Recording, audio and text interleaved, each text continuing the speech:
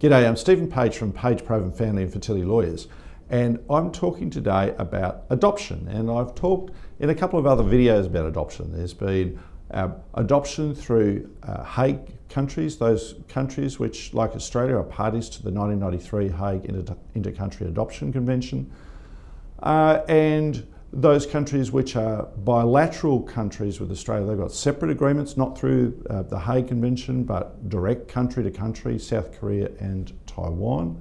Although, of course, the Chinese will say Taiwan is not a country. They'll say it's a jurisdiction. But in this video, I'm not talking about those. I'm still talking about adoption, and it's adoption from non-Hague countries. And one of the things that is important to talk about adoption is because most family lawyers don't cover adoption. And that's not being critical of them, it's just that adoptions are not common. Somehow I have done adoptions over my years, and it's into the deep, dim past, somewhere between 20 or 30 years ago, I think was my first adoption case. So they don't come up often, but they do come up, and it's important that you have someone, I think, who knows what they're doing. So one of the things you might be thinking of is you're looking at an adoption of a child who is in a non-Hague country. In other words, it's a country that is not a party to the 1993 Hague Inter-Country Adoption Convention, and for example, Singapore. And it's not a country that is a bilateral country or has a bilateral relationship with Australia, which are only two currently, which are South Korea and Taiwan. The first thing is to check whether adoption actually occurs there. And if it does occur there, whether Australia will accept children from there. So, for example, in the past, Australia would regularly have children adopted from Ethiopia. Then it was discovered that children were being trafficked in Ethiopia for the purposes of adoption. So, no surprise, Australia said no, we will not accept children from Ethiopia. So it's important to know whether a child born or living in that overseas country can be adopted. In many countries that are Muslim countries, adoption is not known. It's not a concept. What we know as adoption is an alien concept in those countries. It just doesn't happen, at least not in a formal sense. And in South Pacific countries, there is what is called traditional adoption.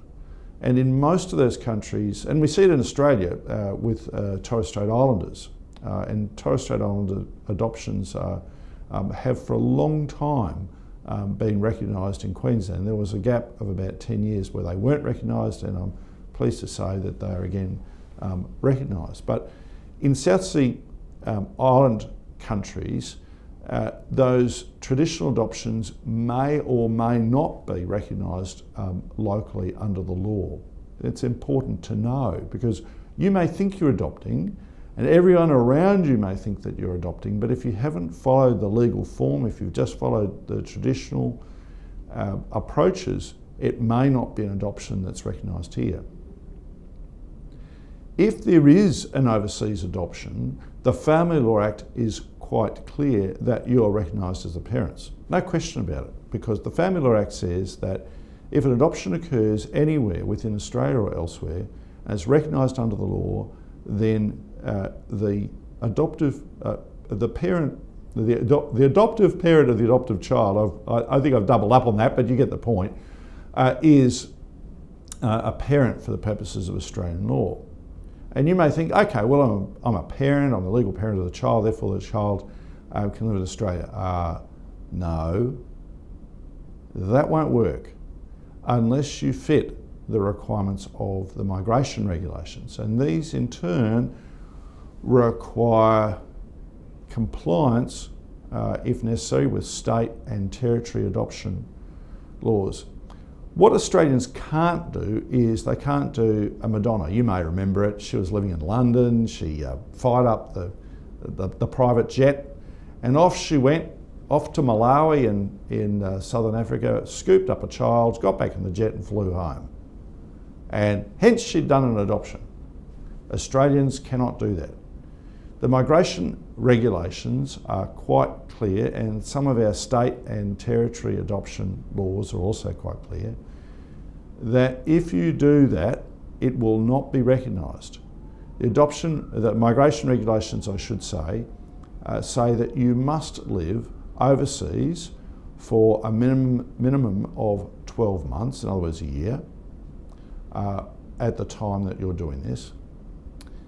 And it doesn't say that you've got to live in that country. You could live in another country, so you might do an adoption in country A, but you live in country B. And what's underlying the migration regulations is not to do a Madonna, that you fly over there or go over there for the purposes of adoption. If you're over there for the purposes of work, for example, or family connections, it's got to be not an artifice. The reality is that you're there, for example, you're an aid worker somewhere else in another country to help others, and you happen to adopt at that point. Then that adoption with care will be recognised in Australia, and the appropriate visa can be given. So recognised for all purposes of the law here and visa given. The message I want to give is that what you don't want to do, and I've seen too often, is you go over there, you do the adoption, and then discover, whoops, I am the parent of this child, I'm recognised over there, but I cannot get the child back here. Don't do that. What you should do instead is get legal advice at the beginning. Consult with, as well, your state and territory adoption department or adoption service provider to see what the rules are, because they will probably have to communicate with the overseas country. They may deal with the central authority over there, but of course it may depend how long you're living over there. If you've been living, for example, in the United States for many years, then that adoption might be recognised here, or that's a tricky one, because if an adoption compliance certificate hasn't been given, then the adoption, and because you're habitually resident over there, you're not recognised under the Hague. It's a bit messy. The law in this area is a bit messy, and it's a bit like walking through a minefield. So, clear bits of advice from me in this video. Get advice at the beginning, get legal advice at the beginning. Talk to the department as well after you've got that legal advice, so that you are informed and then can make informed decisions about what you intend to do, rather than heading off on a jaunt and getting it terribly wrong. Thank you.